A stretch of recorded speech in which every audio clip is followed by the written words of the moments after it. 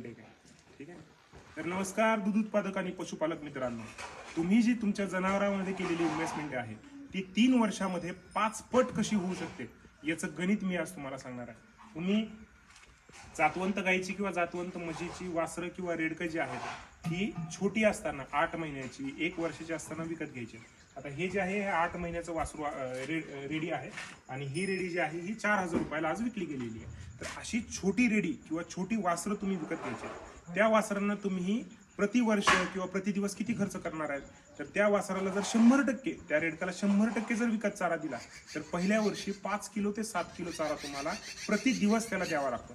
बाकीच्या शेतकऱ्यांकडून कॉन्ट्रॅक्ट फार्मिंगने जर तुम्ही तो चारा विकत घेतला तर तो चारा तुम्हाला किंवा भुसकट वगैरे जर विकत घेतलं तर ते भुसकट तुम्हाला 1 रुपया प्रति किलो या रेटने तुम्हाला मिळतं.